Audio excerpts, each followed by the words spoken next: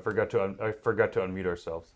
Oh my goodness. Oh, Thanks for yeah. the comment, Netsum on Twitter. That's why we do it. Okay. So we've been muted this whole We've been time. muted the whole time. Okay, so we're gonna go back to the So beginning we're here. good, and that's why we do it live. Actually, this is the fun of it, and it gives me gray hair. I do apologize for that. It was mine. I just had to push that button because we were running that intro, and I didn't want the conversation to go over the intro. Yeah. But let me recap real quick what I said at the beginning. This is a live Q&A. Brandon is here to answer all our questions. I have quite a few, also critical ones, because I'm trying to figure out why they made that acquisition of the Mactung project from the Northwest government. And we'll get to the gist of it. Brandon just started us off running through it. And maybe just recap the first part. I do apologize for that, This Brandon. happened last time too. I think so. It's like it's just something about when you're a one-man oompa band, you know. It's like you got the drums on the back, you got yeah. like everything, and the trumpet in your mouth. It's just like you forget to push a certain button. So for those who can't lip read and who had no idea what I was saying, which I presume I don't know if you can lip read.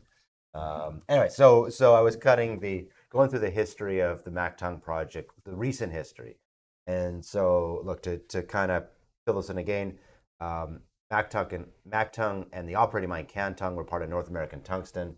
North American Tungsten went bankrupt about 7 years ago because the Cantung mine was failing. All the assets ended up in the hands of the government. Cantung, because it was originally licensed by the feds and had significant liabilities, ended up feds. Mactung ended up with the government of Northwest Territories. Even though the project is largely in Yukon, the deposit is largely in Yukon, it nonetheless ended up with the Northwest Territories government. So, cut to just recently, there have been several marketing efforts, unofficial marketing efforts to sell one or both of these assets. Until last year, there was this RFP, request for proposals, which was a joint effort by the different governments to try to collectively sell Cantung and Mactung together. And it was imagined under this RFP that the proponent would restart Cantung and then proceed into development Mactung. We took a look at it, originally did not want to respond because we felt that Cantung was a boat anchor. We didn't think there was an economic deposit left there given the size of the liabilities. The plant was outdated, a lot of the equipment off.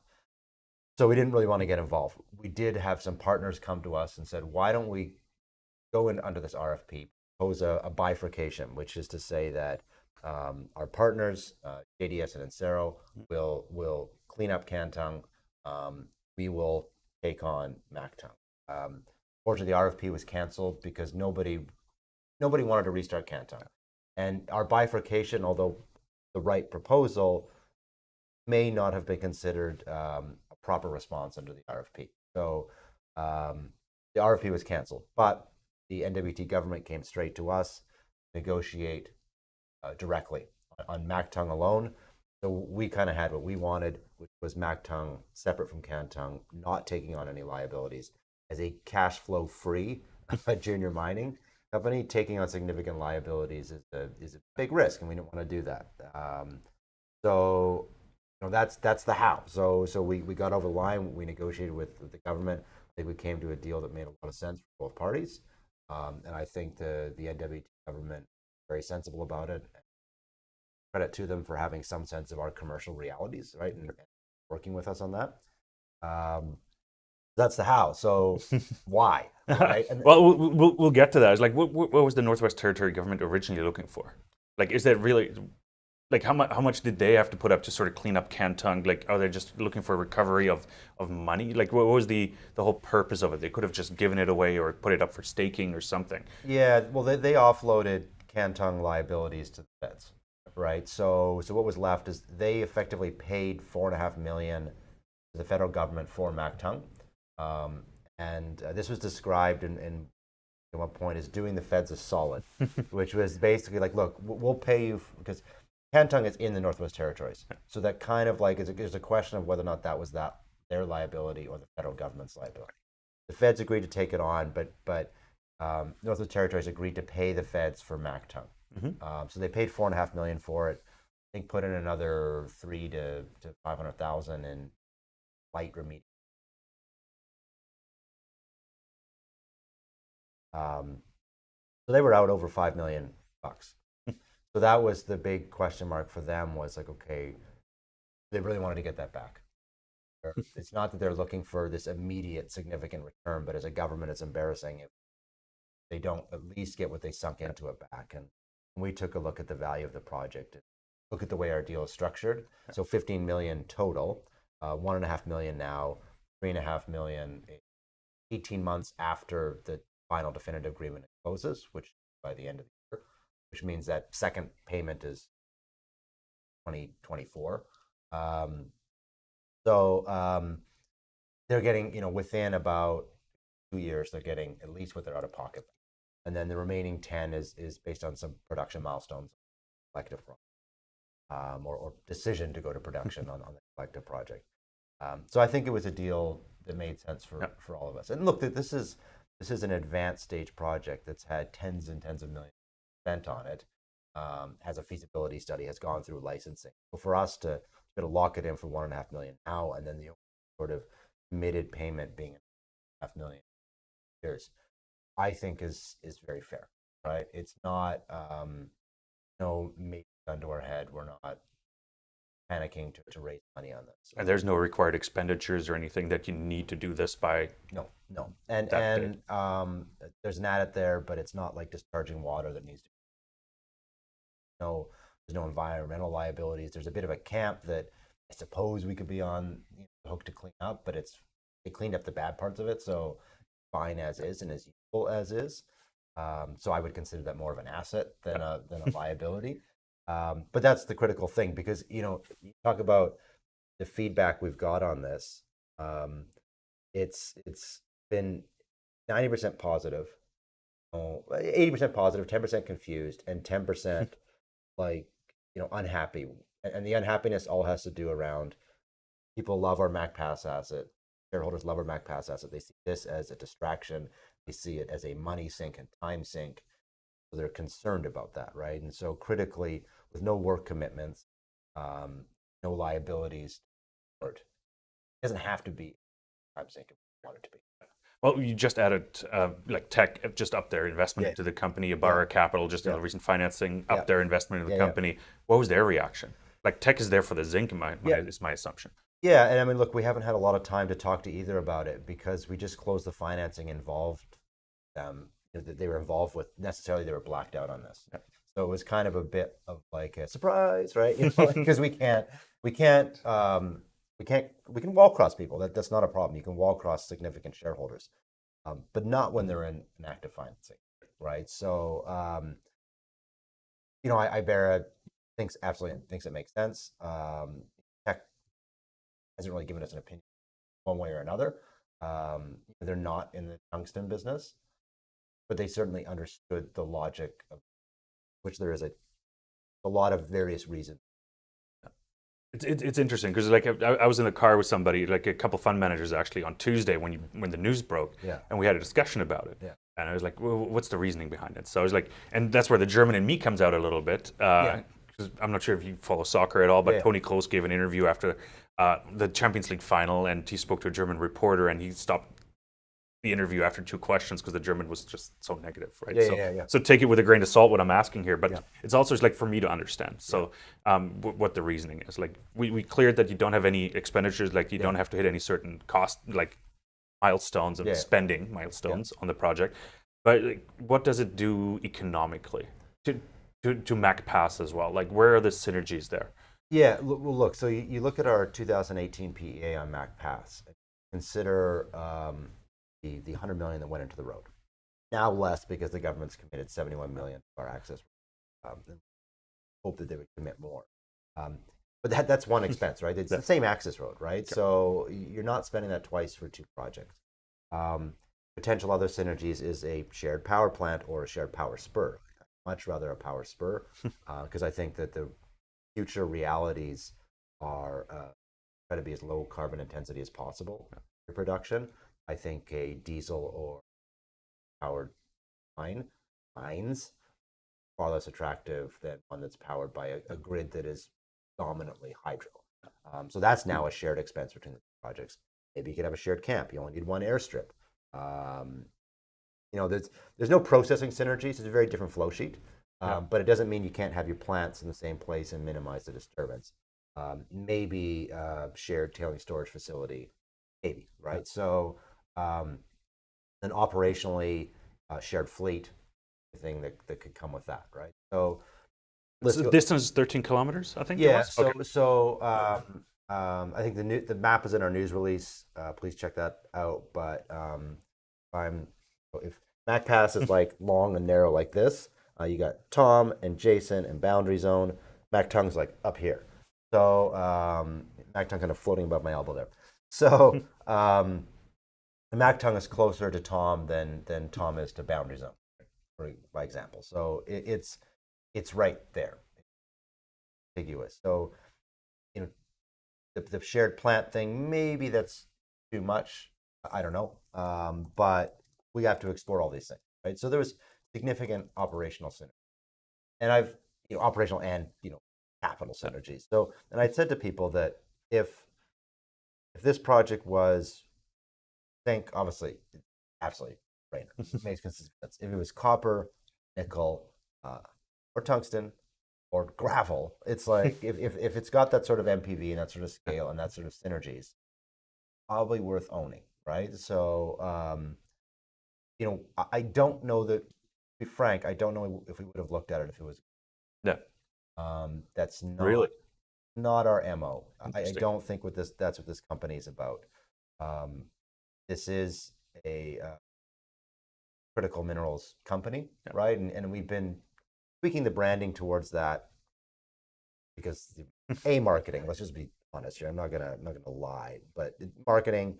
But also, I think it's where the hearts and minds of myself and most of the staff are at. Oh, you just recently bought an EV as well. Yeah, right. So, and nothing against gold mining. It's just not my thing, right? So, this is gonna probably be used against me. Maybe next I'll be a gold mining CEO. But so we really wanted to focus on critical minerals. Tungsten's unique. It's highly critical, very concentrated supply, but a niche.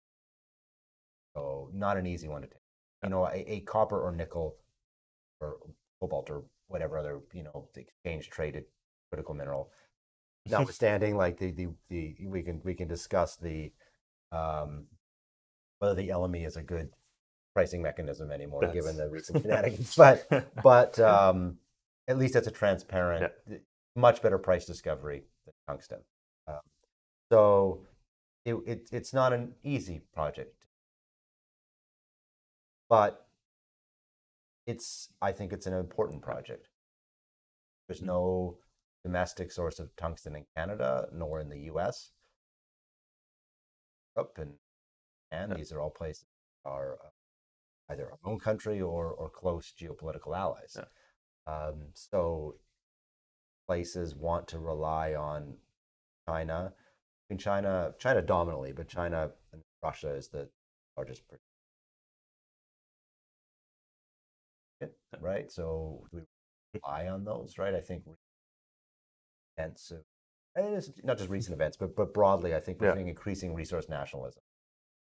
Undoubtedly, that's coming out of it. So this becomes an important project. Now, it's not my job.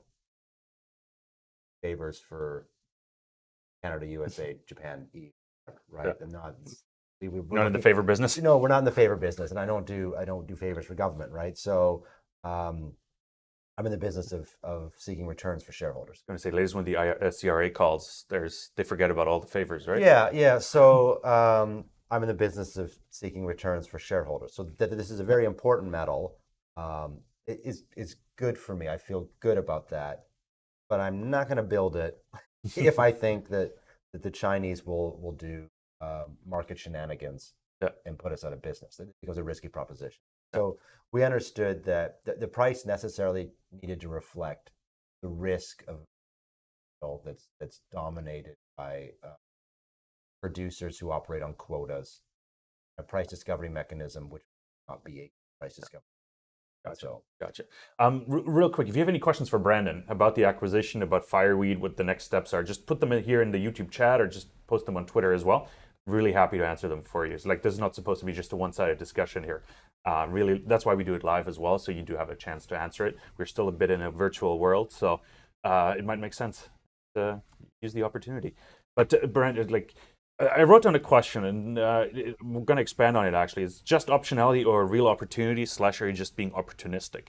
Meaning, you mentioned marketing critical metals. Yeah. The government is obviously pushing for it. Yeah. They're added extra tax benefits for flow-through financings on top for critical metals. So the question is like, is it optionality? Are you being opportunistic, or is it a real opportunity?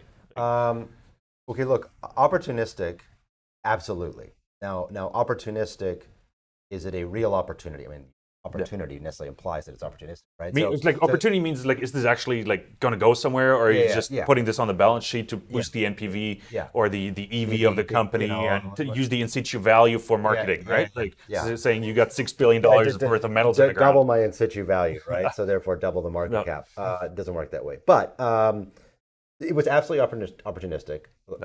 Let's be absolutely frank about that. But it was initially, I got to be honest, initially our thinking was more defensive, which is to say that in Yukon and Canada, or really anywhere that you've got wilderness, et cetera, there's going to be, not surprisingly, concern about what they call cumulative impacts, which is to say that it's not just the impacts of one project taken alone, it's the impacts of that project as well as what's coming before it and what might come after it. The cumulative effect of those impacts. So we wanted to kind of be masters of our own destiny in that district. And we were quite frankly nervous about a potential unruly neighbor, right? And it wasn't, that alone was not enough. I'm not gonna, pay effectively $5 million just to get rid of a potential neighbor. It's not, there had to be some opportunity there. But at least part of the thinking right away was like, we should pay attention to this because we don't want someone else coming in and compromising the ability to be permitted. So there was a defensive aspect to it, but really we saw the opportunity. Now optionality. I don't think there's any point building an optionality play. Not trying to be the whatever giant shitco of like tungsten optionality, right? It's not our play. And I don't think there's any tungsten optionality players out there, or any critical minerals optionality players out there. You mentioned the price of tungsten is so not visible, like you can't track it. So tungsten optionality play, I'm not sure that makes a whole lot of sense. You can. There's a published price, but the price discovery mechanism is not an exchange traded one. It's a reported one, so it's not this. It's reporting on whatever the weird price discovery mechanism is, rather than being the price discovery mechanism. So we needed. There was an opportunity there. Optionality. Yeah, is there optionality in the project? Yeah, there's always optionality in every project that has upside. But we wanted to see a real opportunity, and we saw it. So the 2008 feasibility study, it's reasonable, right? Like it's reasonably good, and we're gonna, I think, when we update the economics on it, take a different tack than they did, better than that study. They had very specific reasons for choosing some things which limited the economics, but we saw real potential there. For us, the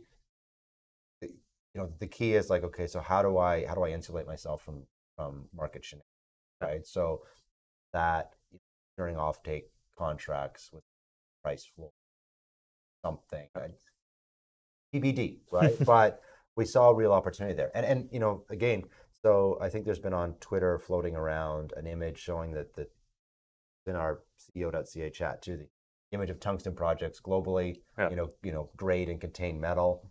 Mactung is a freakish outlier, right? Like it is, the projects that have as much contained metal as it, way lower grade.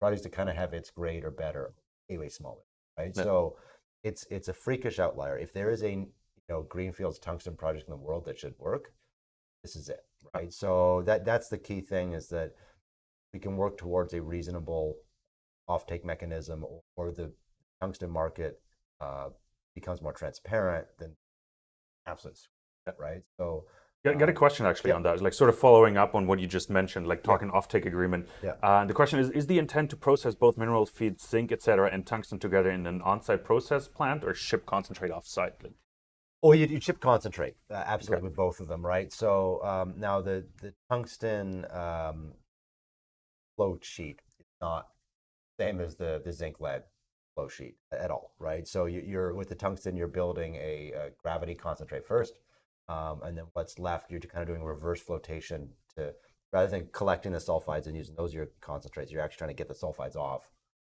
to leave tungsten minerals behind, right? So um, it's a different flow sheet than zinc.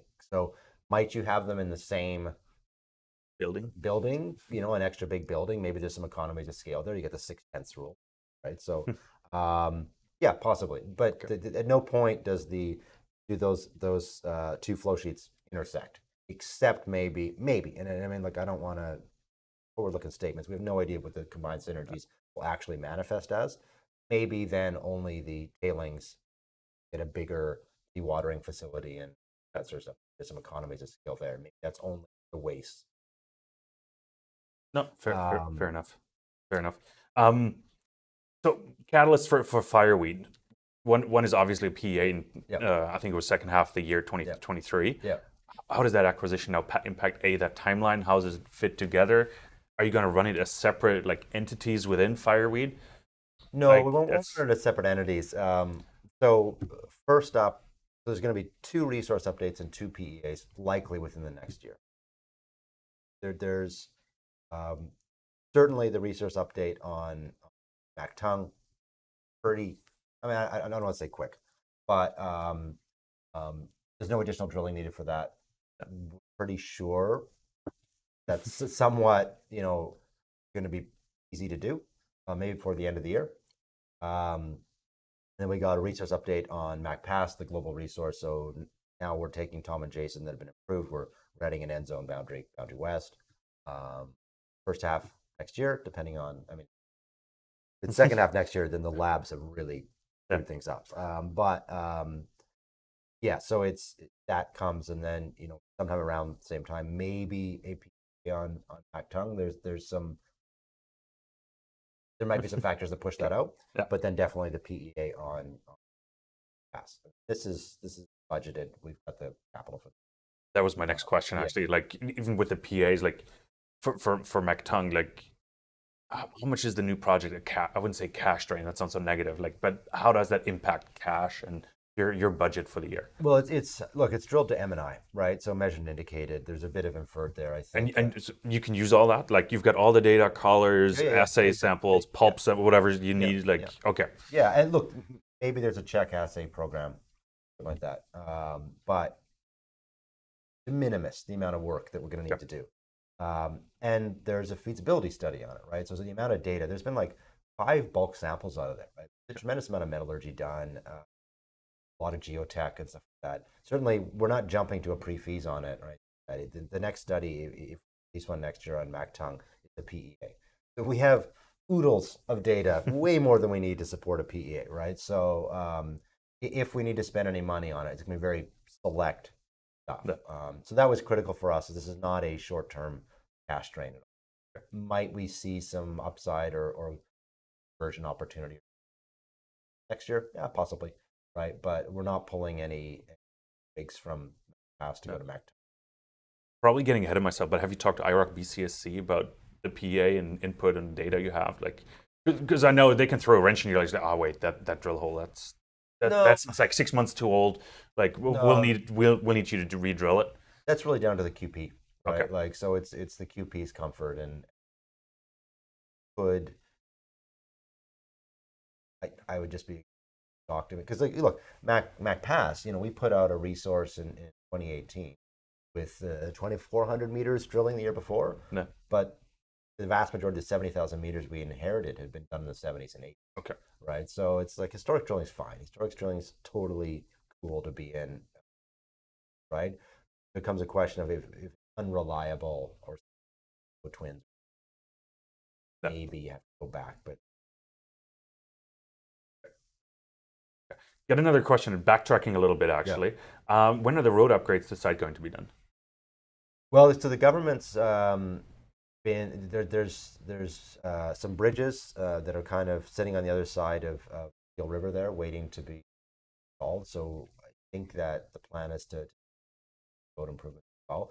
Certainly, our VPX, Gilles Dessereau, has had to coordinate highways in Yukon. And when's the road being closed, right? Because if they're pulling a bridge out and putting a new bridge in, You can't get any equipment. we need to know, right? Like, make sure we have the fuel tanks, because we got pretty substantial fuel tanks there. So let's make sure they're topped up beforehand. Make sure we've got anything that has to come in, right? Now we're lucky things like food can come in via air. Brief windows where they're swapping a bridge is not, but they're getting going for sure. Fantastic. All right. Well, obvious question actually. Like the company's called Fireweed Zinc. Yeah. You just added a tungsten project, and you're focused on critical metals. Yeah. Name change in the future? Yeah. Well, yes, and not that far out, because people who are paying attention to our info circ, God forbid you actually read an info circ. I think it's probably still in the mail on the way to Germany. So. So that there was an agenda item in there of approving a name change. The motion was specifically that we would change it to Fireweed Metals Corp, or another name that's appropriate by the directors. So actually, normally you don't need to go to your shareholders to change your name. It's that in our infinite wisdom, when we incorporated Fireweed, it's a Yukon company. Wasn't, I think we kind of considered that romantic, that we would have this actual Yukon company.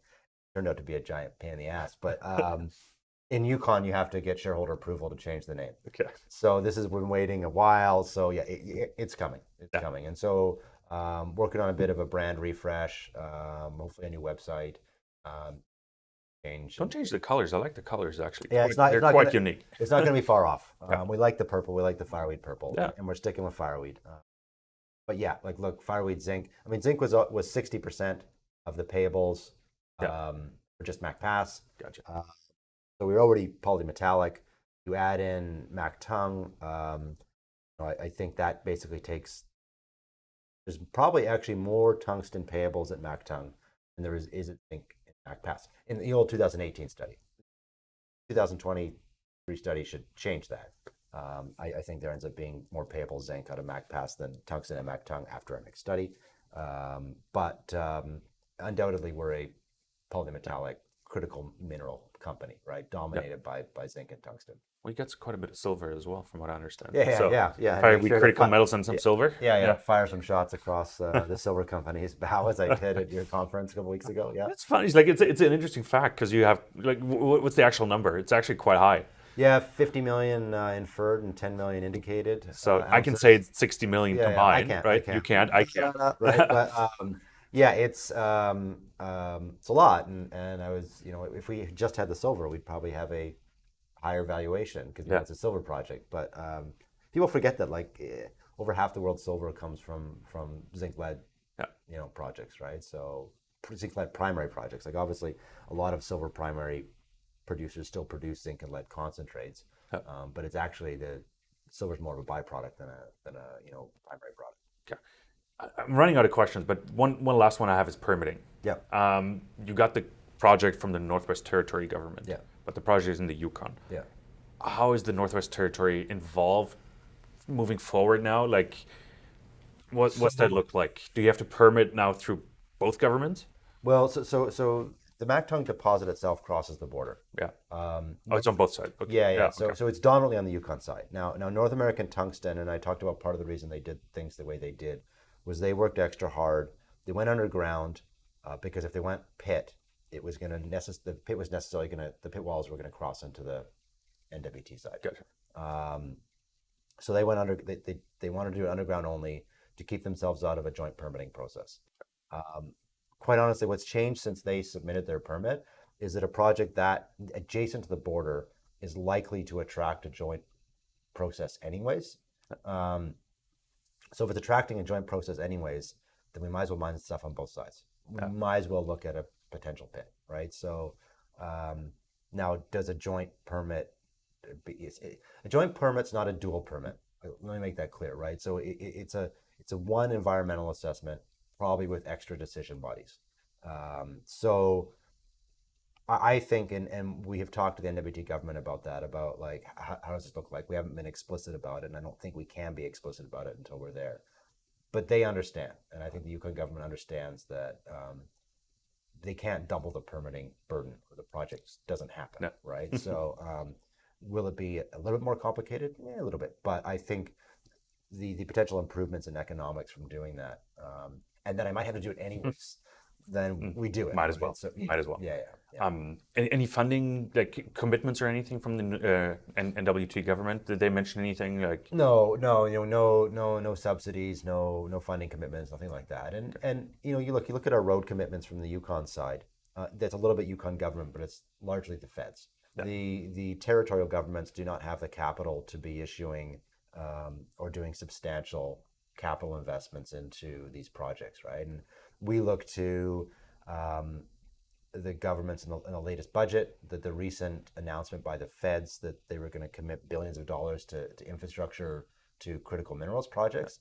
Okay, a bit of a sassy thing to say. I don't think there's a more important critical minerals project in Canada than ours right now. Certainly another bigger one, right? So we would like to see some of that capital.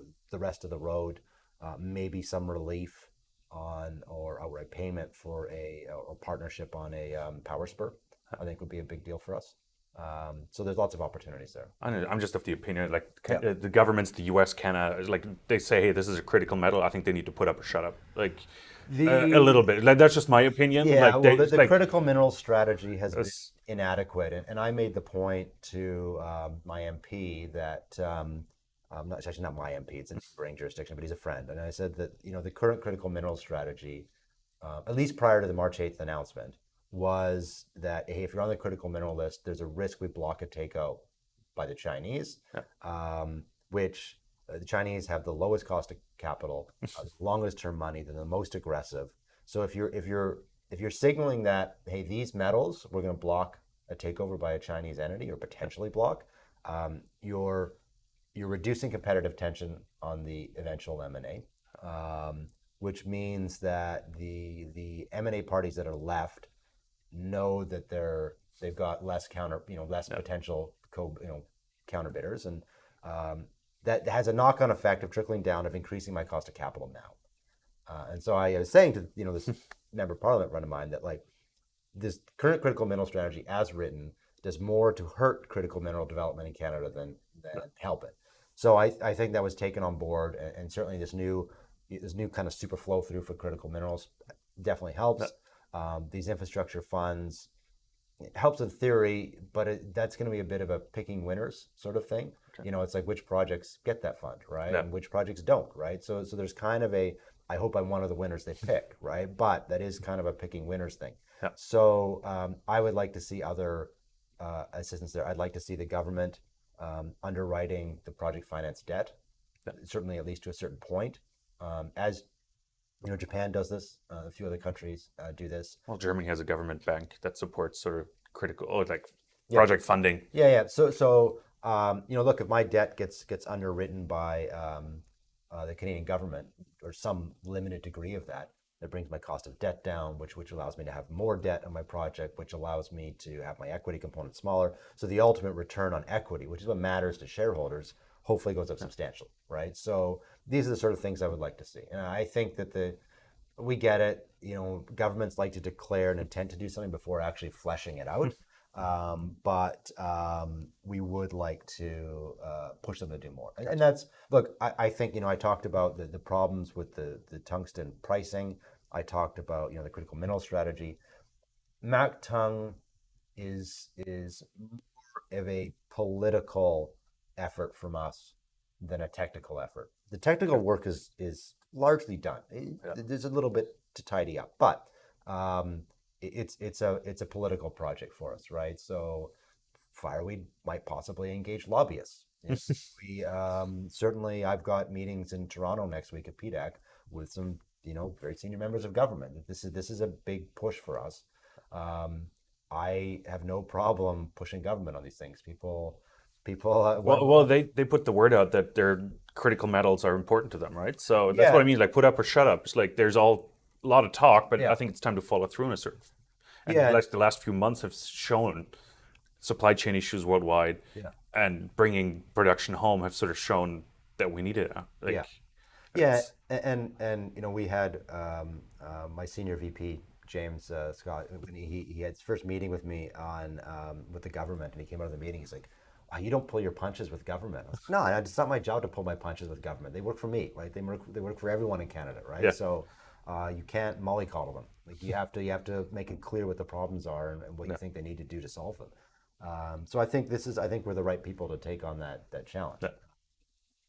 There's another question here actually. Oh, you go. From, Okay. from Benedict. Says, can I discuss the 4% royalty on it? So Okay, good point. Yeah. There's a 4% NSR on Mactung, 2% of which can be bought for 2.5 million Canadian outright. Who owns it? Cornish Metals. Oh, the one with the tin project in Yeah. England, UK. So Yeah. there's a convoluted thing there. Sorry if I get this wrong. I believe they got it from a Cisco in some deal that Cisco was injecting capital into Cornish Metals, buying a royalty on something, and they also then allocated that royalty to them as part of the transaction. So That just happened. sorry if I got that wrong, but it's with Cornish Metals. Okay. So we know them. Yeah, Richard is a reasonable guy from what I hear. I've had years with him. We're not. There's not any big push to renegotiate that or anything like that, right? Like it's just it's in good hands. It's in friendly hands, right? So and there's no advanced royalty payments or anything like that. Would I rather have a project without a royalty? Of course. Well, right? But it's not. It wasn't a major factor in it, right? Like we didn't go to if you can buy it down for $2.5 million, Yeah, overall, if you look at the potential capex and things like that, it's probably negligible. It's a balloon. It's a balloon payment on production. It's at least the half of it is, right? So Okay, perfect. Thanks for that question. I got one more. If a shareholder happens to be in the Yukon over the summer, is it okay to visit the site or the project? So I have a general rule that if you find yourself in Whitehorse, reach out and we can try to get you to site.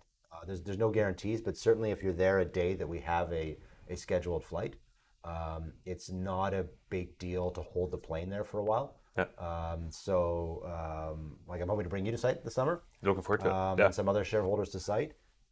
So it can be done, right? Like I said, there's no guarantees, but certainly reach out. It's an hour and a half flight from Whitehorse, and we can turn around a visit in a day. In fact, staying at camp is generally a no-no because we're right up against our permit for people overnight in camp. So necessarily, almost all visits are day trips in and out. Yeah. No, Camp Kitchen I can recommend as well. I've been Yeah, what was it, 2019? So well, the cream puff pastries are phenomenal. So and for those not familiar with the exploration industry, you will have a mutiny if you have bad cooks. Like nobody, particularly now because it's so contentious to find people. They need good food, right? Like they're happier, they work harder.